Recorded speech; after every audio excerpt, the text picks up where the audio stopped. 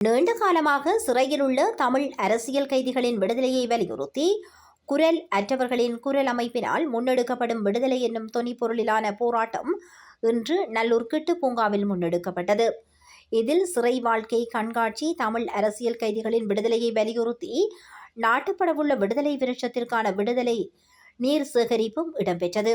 இதில் தமிழ் அரசியல் கைதியாக 15 ஆண்டுகள் சிறையில் இருந்த அரசியல் கைதி விவேகானந்தனூர் சதீஷ் எழுதிய துருவேறும் கைவிலங்கு நூல் அறிமுகமும் இடம்பெற்றது.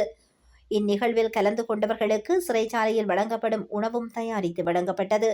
இன்று ஆரம்பமான குறித்த கவனஈர்ப்பு போராட்டம் நாளையும் தொடரவுள்ளமை குறிப்பிடத்தக்கதாகும். இந்த அரசியல் கைதிகள் மாத்திரமல்ல, இனிவரும் காலத்திலும் கூட பல்வேறு விடயங்களுக்காக, நெருக்குவாரங்களுக்காக சவால்களை சந்திக்க வேண்டிய ஒரு நிலைப்பாடு எங்களிடம் இருக்கிறது. அந்த வேளையிலும் கூட எங்கள் மீது சில சமயங்களிலே இத்தகைய சட்டங்கள் பாயலாம்.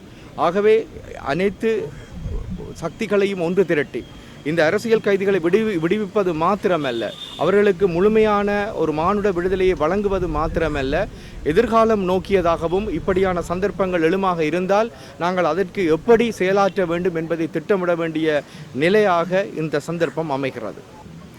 இத்தனை வருடங்களாக போர் முடிவுக்கு வந்தும் ஏன் இவர்கள் இன்னும் சிறையில் இருக்க வேண்டுமென்ற எத்தனையோ கேள்விகள் மக்களால் கேட்கப்பட்டும் அவர்கள் சிறையில்தான் இருக்கிறார்கள் என்பது உண்மை.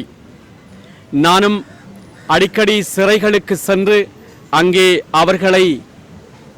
அவர்களுடைய நலன் விசாரித்து வருகின்ற பொழுது, அங்கே எங்களுடைய சிறைச்சாலைகளை பார்க்கின்ற பொழுது, குறிப்பிட்ட நபர்கள் இருக்கக்கூடிய சிறைச்சாலைகளில் அளவுக்கு அதிகமானவர்கள் வைத்து அங்கே பராமரிக்கப்படுகிறார்கள்.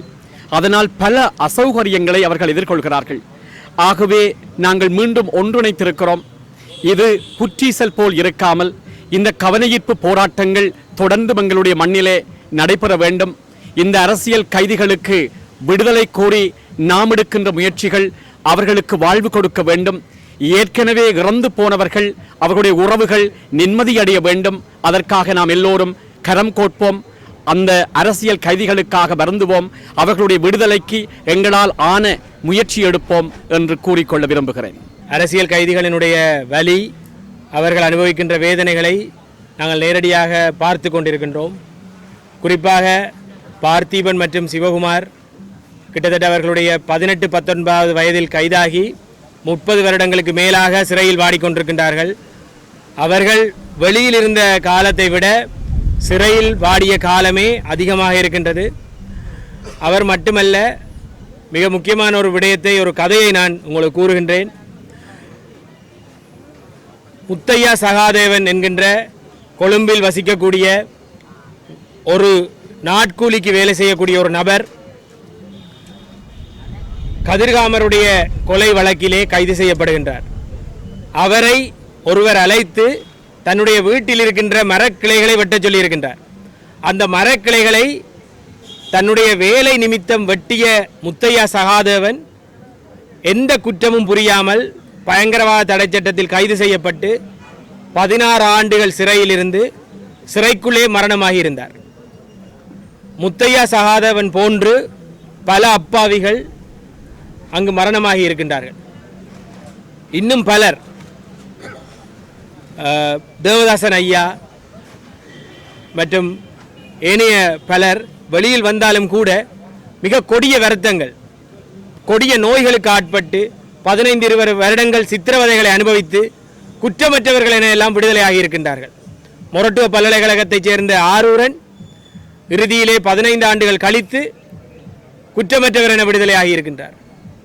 அதேபோல் இன்னும் பலர் பயங்கரவாத தடை சட்டத்தில் கைது செய்யப்பட்டு வெறுமனே ஒப்புதல் வாக்குமூலம் என்கின்ற ஒரே ஒரு விடயத்தை வைத்துக்கொண்டு, சிங்களத்தில் பெறப்பட்ட ஒப்புதல் வாக்குமூலங்களை வைத்துக்கொண்டு, மிரட்டி பெறப்பட்ட ஒப்புதல் வாக்குமூலங்களை வைத்துக்கொண்டு அவர்களை தடுத்து வைத்து, எந்தவித ஆதாரங்களுமற்று நீதிமன்றத்தினுடைய தீர்ப்பும் இல்லாமல் வெறுமனே அவர்களை தடுத்து வைத்து 15-20 வருடங்கள் அவர்களுடைய வாழ்க்கையை திருடி அதன் பின்னர் நிரபராதிகள் என்று விடுதலை ஆகியிருக்கின்றார். 2022ஆம் ஆண்டு அரசியல் கைதிகளுடைய மொத்த எண்ணிக்கை 48 இருந்தது. பின்னர் பலருடைய போராட்டத்தின் விளைவாக 38 பேர் விடுதலை ஆகியிருந்தார்கள். இன்று மிகுதியாக நீண்ட காலமாக தடுத்து வைக்கப்பட்டிருக்கின்ற அரசியல் கைதிகள் 10 பேர் இருக்கின்றார்கள். இந்த 10 பேரில் 8 பேருக்கு தீர்ப்புகள் வழங்கப்பட்டிருக்கின்றது. 2 இன்னும் நீதிமன்றத்தில் தீர்ப்புகளை வழங்கப்படவில்லை. 2 தடுத்து வைக்கப்பட்டிருக்கின்ற கைதிகள். இந்த தீர்ப்புகள் வழங்கப்பட்டிருக்கின்றது என்ற அடிப்படையை வைத்துக்கொண்டு அவர்களை நாங்கள் குற்றவாளி என கணக்கிட முடியாது. மிருசுவில் படுகொலையில் சுனில் ரத்நாயக்கா 9 பேரை கொலை செய்ய முயற்சி செய்து 8 பேரை கொலை செய்து 3 வயது 5 வயது சிறுவர்கள் உட்பட 8 பேரை கொலை செய்து மரண தண்டனை வழங்கப்பட்டவருக்கு 5 ஆண்டுகளுக்கு பின்னர் பொது மன்னிப்பு வழங்கப்பட்டது. வெறும் 5 ஆண்டுகளில் பொது மன்னிப்பு வழங்கப்பட்டது. ஆனால் எங்களுடைய சகோதரர்கள் 10 பேர், இன்னும் பல வருடங்கள் எப்படி இந்த சிறையில் வாடி இருக்கின்றார்கள், எப்படி சித்திரவதைகளை அனுபவித்திருக்கின்றார்கள் என்பதை நாங்கள் சற்று சிந்தித்து பார்க்க வேண்டும். பயங்கரவாத தடை சட்டம் என்பது தமிழ் மக்களுக்கு எதிராக அவர்களை அடக்குமுறை செய்வதற்காக மிக நீண்ட காலமாக பயன்படுத்தப்பட்டு கொண்டிருக்கின்றது. குறிப்பாக NPP அரசாங்கம் வடக்கு கிழக்கு மக்களிடம் நாங்கள் அரசியல் கைதிகளை விடுதலை செய்வோம், பயங்கரவாத தடை சட்டத்தை நீக்குவோம் என்று வாக்குறுதி கொடுத்து வாக்குகளை பெற்றிருக்கின்றார்கள், மக்கள் ஆணையை பெற்றிருக்கின்றார்கள். இன்று 3/2 பெரும்பான்மையுடன் அரசாட்சியை அமைத்திருக்கின்றார்கள். ஆனால் ஒரு அரசியல் கைதியை கூட விடுதலை செய்யவில்லை. மாறாக 20 பேர் அளவிலே பயங்கரவாத தடை சட்டத்தில் இதுவரை கைது செய்திருக்கின்றார்கள். எனவே பயங்கரவாத தடை சட்டத்தை பயன்படுத்த மாட்டோம், பயங்கரவாத தடை சட்டம் ஒரு மோசமான சட்டம், பயங்கரவாத தடை சட்டம் அடிப்படை மனித உரிமைகளை மீறுகின்றது என்று போராடியவர்கள், அதிலே கைது செய்யப்பட்ட துன்பத்தை அனுபவித்த ஒரு தரப்பு இந்த பயங்கரவாத தடை சட்டத்தை இன்று அனைவர் மீதும் பிரயோகித்துக் கொண்டிருக்கின்ற என்ற வருத்தமான செய்தியுடன் மிகுதியாக இத்தனை வருட காலம் சிறையில் வாடிக்கொண்டிருக்கின்ற அரசியல் கைதிகள் விடுதலையாக வேண்டும்.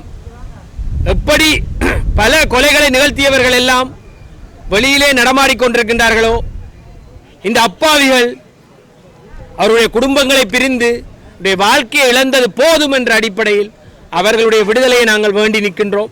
அனைவரும் விடுதலையாக வேண்டும் என்கின்ற இந்த முயற்சியில் அனைவரும் பங்கெடுக்க வேண்டும். எங்களுடைய குரலுக்கு நிச்சயமாக பதில் கிடைக்கும் என்ற நம்பிக்கையோடு விடைபெறுகின்றேன். நன்றி.